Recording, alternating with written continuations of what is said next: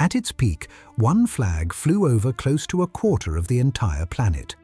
A clerk in London could unroll a map, run his finger across the surface, and know that somewhere under that flag, at that very moment, the sun was rising. This is the story of how the largest empire in human history, the British Empire, came apart. And the strange thing sitting at the center of it is this: nobody beat them. They ran out of money. Walk into a British schoolroom in the 1920s and you would find it on the wall. A map of the whole world, and across it, splashed like spilled wine, the color red. Canada, red. India, red. Australia, half of Africa, 1,000 islands you could barely make out, red. That was the empire, and children were taught to be proud that the red would never fade. On paper, it looked eternal. Underneath, it was already cracking. Let me give you the size of the thing, because the numbers are almost silly. Close to a quarter of all the land on Earth, close to a quarter of every human being then alive, some 458 million people answering in one way or another to an island smaller than the American state of Oregon. People said the sun never set on it, and for once the boast was literally true. The empire was stretched across so many time zones that daylight was always falling on some corner of it. Men like Lord Curzon embodied the whole mood of it. As viceroy, he ran India almost like a private kingdom, and he genuinely could not imagine it ending. The confidence of a man who had never once seen the ground move under his feet. And that, honestly, is the part I find hardest to picture from here. A ruling class so certain of forever that the very question of the empire's fall would have struck them as bad manners. Here is what those proud maps never showed. The empire was not really held together by armies. It was held together by money and by nerve. By the banks of the City of London, where more than half the world's trade was settled in British pounds. By the Royal Navy, which for 100 years had been the largest on Earth by deliberate policy.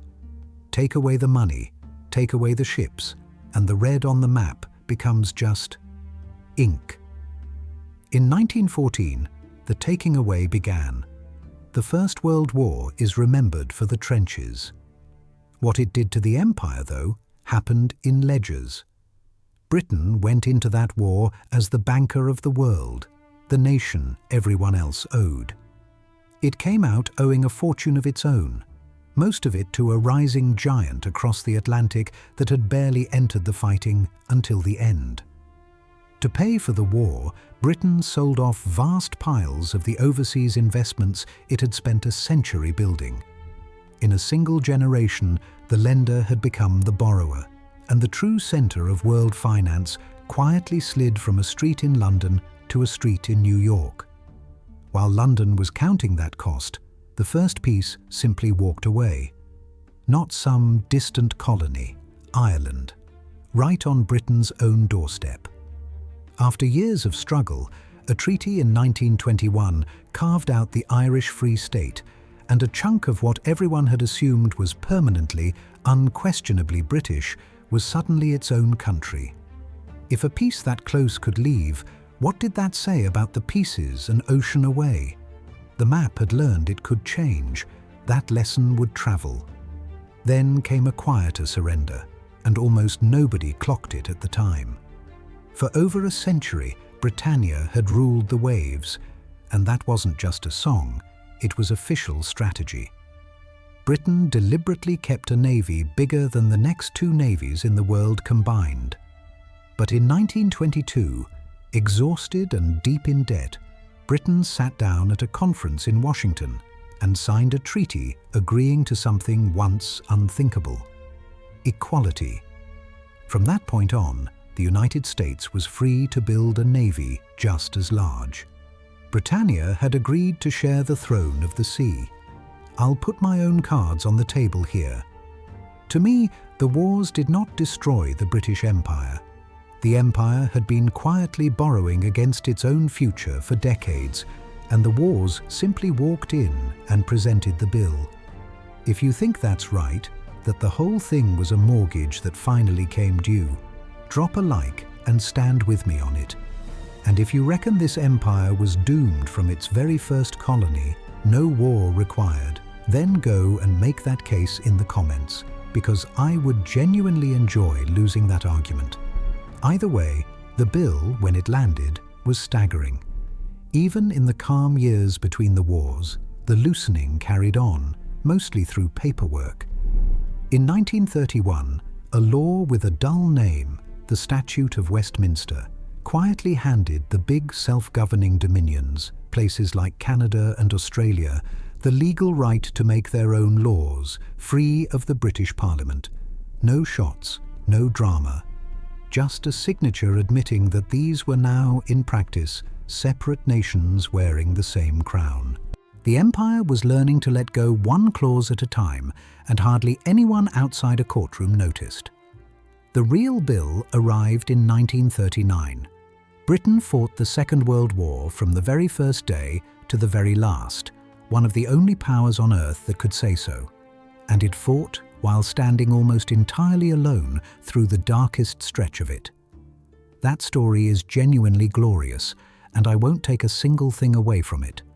But glory is expensive. By 1945, the empire had won the war and lost its shirt.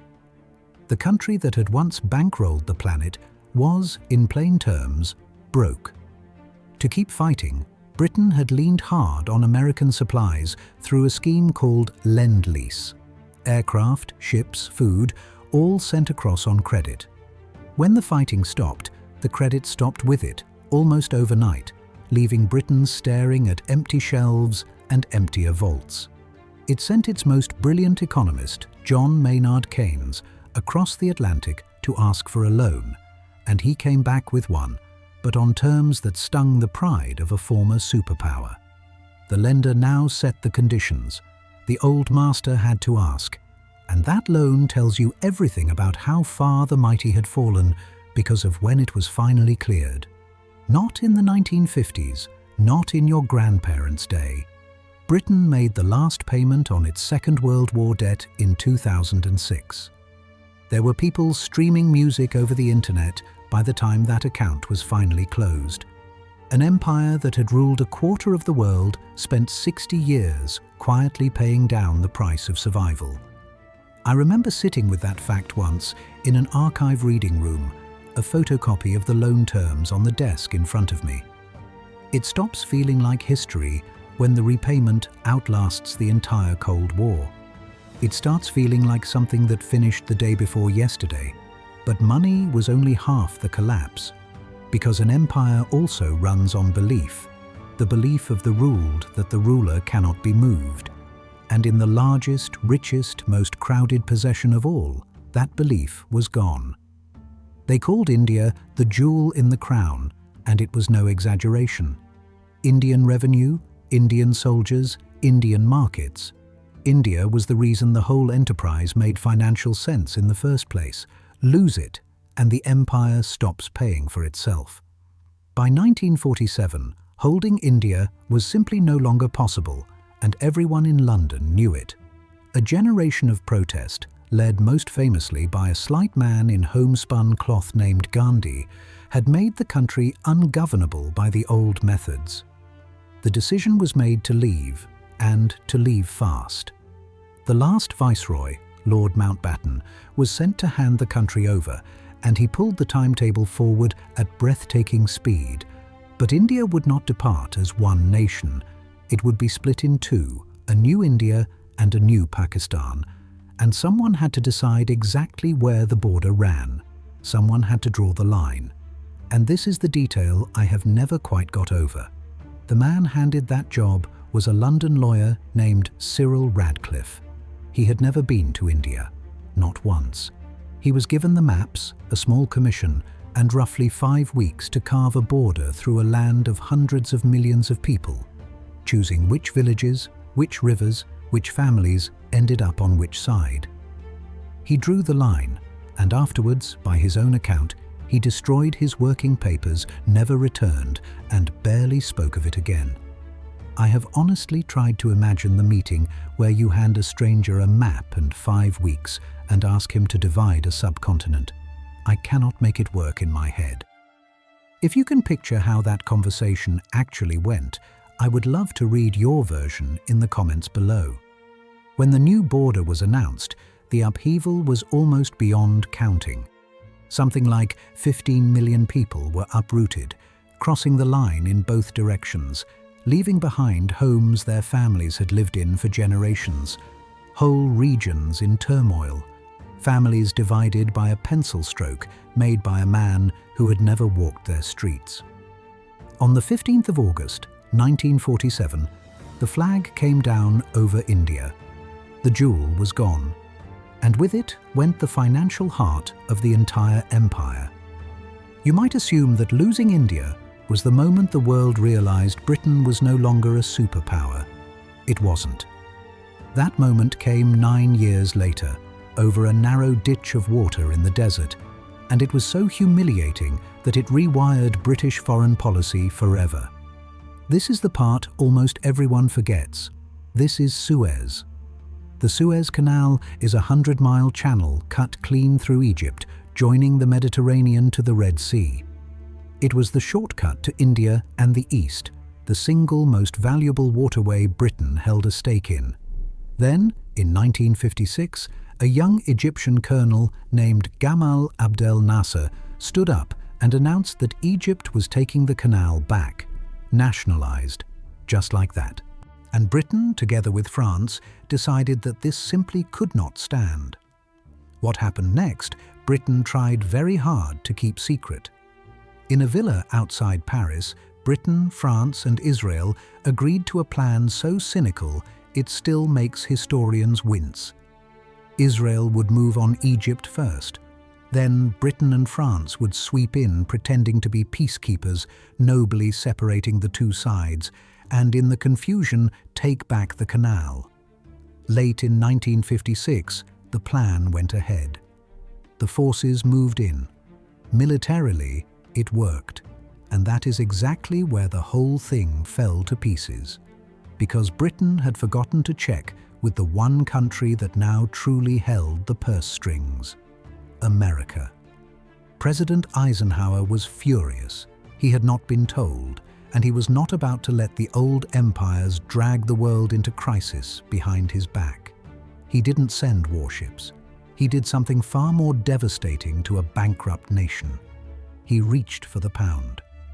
Watch this closely, because it is the entire story in a single move. The United States quietly threatened to dump its holdings of British currency and to block the emergency funds Britain desperately needed. The pound begins to slide, the reserves begin to drain, and London realizes in real time that it cannot afford its own war. Within days, Britain folded. The great imperial power was forced to stop, turn its forces around, and walk away from the canal, not beaten by an army, but by a phone call about money. And here is the detail that says it all. The man who had pushed hardest to launch the whole adventure, the Chancellor Harold Macmillan, was also the man who, the instant the pound began to fall, pushed hardest to abandon it. History pinned a cruel little phrase on him: first in and first out. The Prime Minister, Anthony Eden, never recovered from the shame of it. Within weeks, he was gone, his career finished.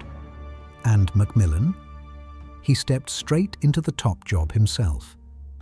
To me, Suez is the single cleanest moment in all of modern history where you can actually watch a superpower stop being won. There's no grand battle to point at, just a country discovering, that its money, and therefore its power, now belonged to somebody else. After that, the floodgates did not creak open, they burst. Everyone watching, in every corner of the empire, had just seen the truth for themselves, that London could be stopped, and would be stopped, the moment it stepped too far. And the man who had walked into the top job on the wreckage of Suez understood that better than anyone alive. In 1960, standing before the South African Parliament in Cape Town, Macmillan said the quiet part out loud.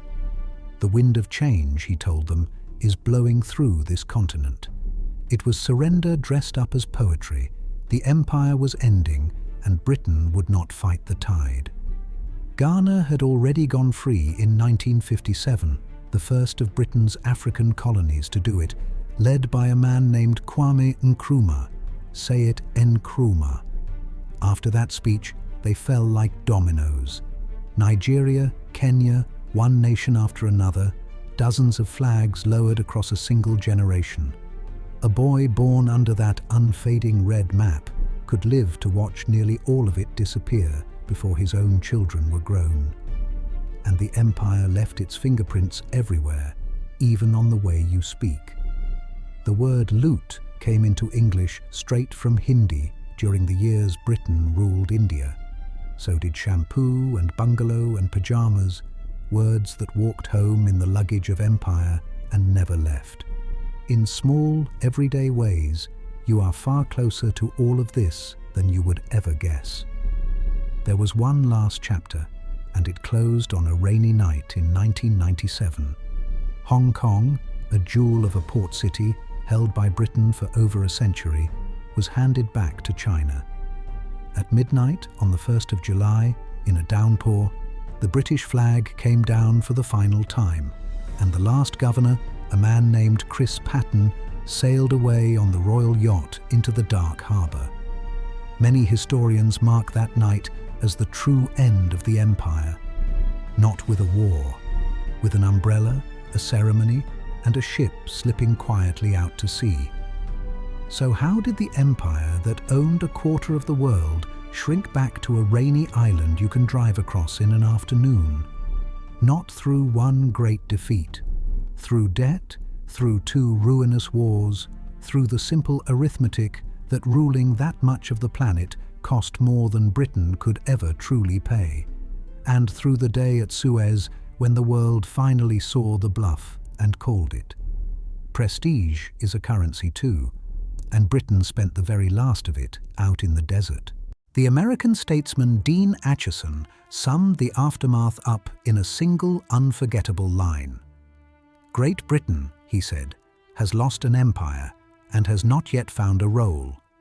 It stung precisely because it was true. Having lost the colonies, Britain eventually turned toward its neighbours and joined the European community instead. A nation that had once looked outward at the whole globe, learning to look across the channel at the continent right beside it. And yet the empire never entirely vanished. Its ghost still walks. Around 56 nations sit in the Commonwealth today, a loose family with the British monarch as its symbolic head. They play the cricket the empire taught them. They drive on the left because Britain did. That canal, the one Britain nearly wrecked itself trying to hold, is still there, still one of the busiest arteries on Earth. In 2021, a single container ship wedged itself sideways across it and jammed a vast share of world trade for the better part of a week. The waterway Britain lost an empire's dignity over can still bring the whole modern world to a standstill.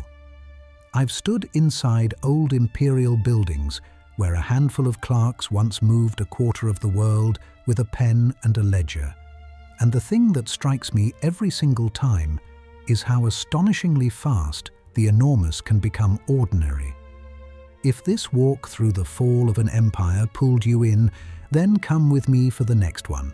Subscribe here to Mystique History and tell me down in the comments which vanished power, which lost city, which forgotten turning point you want me to open up next. I read them, and honestly, they decide where I go. An empire built to outlast the sun learned the oldest lesson there is. Everything that rises on a map will, in the end, set.